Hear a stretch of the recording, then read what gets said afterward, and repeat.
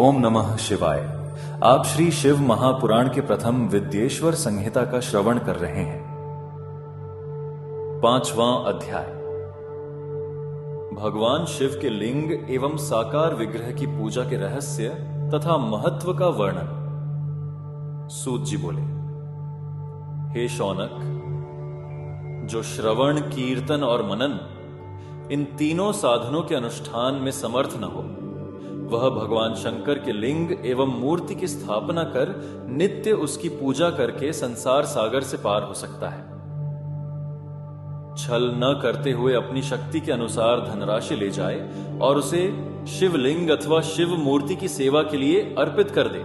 साथ ही निरंतर उस लिंग एवं मूर्ति की पूजा भी करे। उसके लिए भक्ति भाव से मंडप, गोपुर, तीर्थ, मठ एवं क्षेत्र की स्थापना करे तथा उत्सव करे और वस्त्र, गंध, पुष्प, धूप, दीप तथा मालपुआ आदि व्यंजनों से युक्त भांति भांति के भक्ष्य, भोज्य, अन्न नैवेद्य के रूप में समर्पित करे। छत्र, ध्वजा, व्यजन, चामर तथा अन्य अंगों सहित राजोपचार की भांति सब वस्तुएं भगवान शिव के लिंग एवं मूर्ति पर चढ़ाए। प्रदक्षिणा, नमस्कार तथा यथाशक्ति जप करे।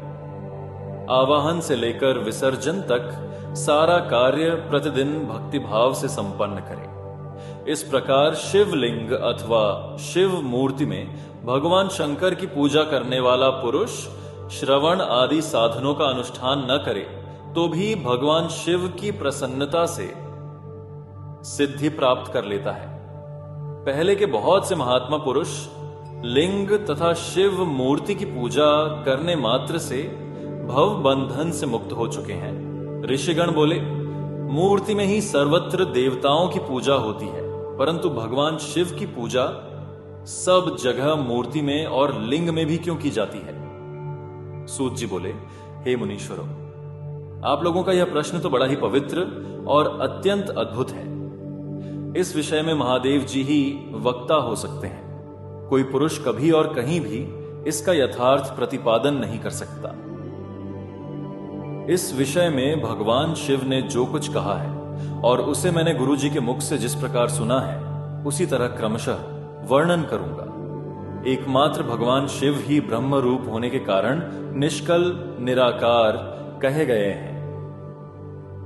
रूपवान होने के कारण उन्हें सकल भी कहा गया है। इसलिए वे सकल और निष्कल दोनों हैं। शिव के निष्कल, निराकार होने के कारण ही उनकी पूजा का आधारभूत लिंग भी निराकार ही प्राप्त हुआ है, अर्थात शिवलिंग शिव के निराकार स्वरूप का प्रतीक है।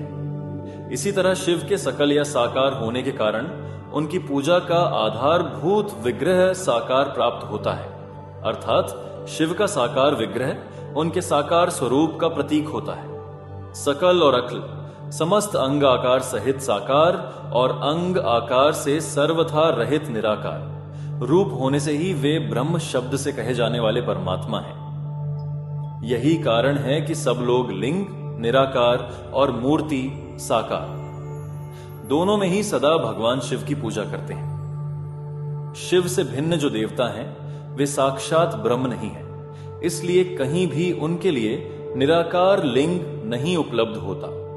अतः सुरेश्वर, इंद्र, ब्रह्मा आदि देवगण भी निष्कल लिंग में पूजित नहीं होते हैं। सभी देवगण ब्रह्म न होने से अपितु सगुण जीव होने के कारण केवल मूर्ति में ही पूजे जाते हैं। शंकर के अतिरिक्त अन्य देवों का जीवत्व और सदाशिव का ब्रह्मत्व वेदों के सारभूत उपनिषदों से सिद्ध होता है। वहां प्रणव, ओमकार के तत्व रूप से भगवान शिव का ही प्रतिपादन किया गया है। इसी प्रकार पूर्व में मंदराचल पर्वत पर ज्ञानवान ब्रह्मपुत्र सनत कुमार मुनि ने नंदिकेश्वर से प्रश्न किया था। सनत कुमार बोले, हे भगवान, शिव के अतिरिक्त उनके वश में रहने वाले जो अन्य देवता हैं, उन सब की पूजा के लिए सर्वत्र प्राय वेर, मूर्ति मात्र ही अधिक संख्या में देखा और सुना जाता है। केवल भगवान शिव की ही पूजा में लिंग और वेर दोनों का उपयोग देखने में आता है। अतः हे कल्याणमय नंदिकेश्वर, इस विषय में जो तत्व की बात हो उसे मुझे इस प्रकार बताइए जिससे अच्छी तरह समझ में आ जाए। नंदिकेश्वर बोले, हे निष्पाप ब्रह्म कुमार, हम जैसे लोगों के द्वारा आपके इस प्रश्न का कोई उत्तर नहीं दिया जा सकता, क्योंकि यह गोपनीय विषय है और लिंग साक्षात ब्रह्म का प्रतीक है। इस विषय में भगवान शिव ने जो कुछ बताया है उसे मैं आप शिव भक्त के समक्ष कहता हूं। भगवान शिव ब्रह्म स्वरूप और निष्कल निराकार हैं, इसलिए उन्हीं की पूजा में निष्कल लिंग का उपयोग होता है। संपूर्ण वेदों का यही मत है, वे ही सकल हैं। इस प्रकार वे निराकार तथा साकार दोनों हैं। भगवान शंकर निष्कल निराकार होते हुए भी कलाओं से युक्त हैं, इसलिए उनकी साकार रूप में प्रतिमा पूजा भी लोक सम्मत है। शंकर के अतिरिक्त अन्य देवताओं में जीवत्व तथा सगुणत्व होने के कारण वेद के मत में उनकी मूर्ति मात्र में ही पूजा मान्य है। इसी प्रकार उन देवताओं के आविर्भाव के समय उनका समग्र साकार रूप प्रकट होता है, जबकि भगवान सदाशिव के दर्शन में साकार और निराकार ज्योति रूप दोनों की ही प्राप्ति होती है। सनत कुमार बोले, हे महाभाग, आपने भगवान शिव तथा दूसरे देवताओं के पूजन में लिंग और वेर के प्रचार का जो रहस्य विभाग पूर्वक बताया है वह यथार्थ है। इसलिए लिंग और वेर की आदि उत्पत्ति का जो उत्तम वृत्तांत है उसी को मैं इस समय सुनना चाहता हूं। हे योगींद्र, लिंग के प्राकट्य का रहस्य सूचित करने वाला प्रसंग मुझे सुनाइए। नंदिकेश्वर बोले, हे वत्स, आपके प्रति प्रीति के कारण मैं यथार्थ रूप में वर्णन करता हूं, सुनिए। लोक विख्यात पूर्व कल्प के बहुत दिन व्यतीत हो जाने पर एक समय महात्मा ब्रह्मा और विष्णु परस्पर लड़ने लगे। उन दोनों के अभिमान को मिटाने के लिए त्रिगुणातीत परमेश्वर ने उनके मध्य में निष्कल स्तंभ के रूप में अपना स्वरूप प्रकट किया। जगत का कल्याण करने की इच्छा से उस स्तंभ से निराकार परमेश्वर शिव ने अपने लिंग चिन्ह के कारण लिंग का आविर्भाव किया। उसी समय से लोक में परमेश्वर शंकर के निर्गुण लिंग और सगुण मूर्ति की पूजा प्रचलित हुई।